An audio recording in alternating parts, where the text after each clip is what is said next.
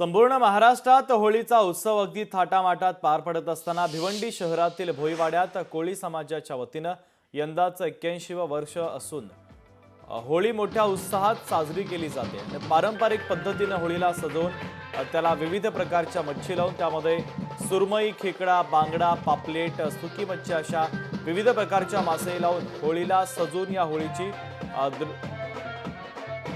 दृष्टिकोनानंतर होळीच्या दांड्याला गावात खांद्यावर घेऊन त्याची मिरवणूक काढली जाते। यामध्ये आगरी महिला, लहान मुली आगरी वेशभूषा करून नाचत गाजत होळीची मिरवणूक काढण्यात येते।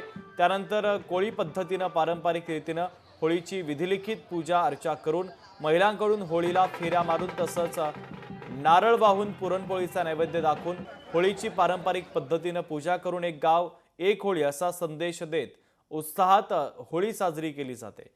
याचा आढावा घेतला आमचे प्रतिनिधी अभिजित हिरे यांनी। पाहूया।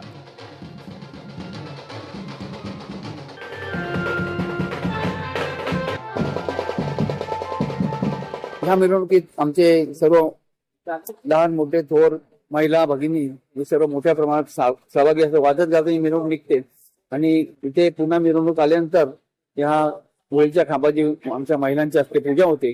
त्यानंतर होळी पेटवण्यात येते। अशा प्रकारे हा होळीचा सण होळी भिवंडीत बऱ्याच ठिकाणी असते, पण ही भोईवाड्याची होळी समाजाची होळी आगळी वेगळी असते।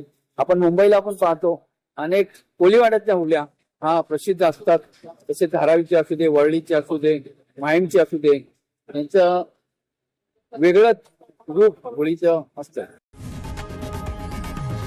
लोकशाही मराठी ऐका, पहा, जागरूक रहा।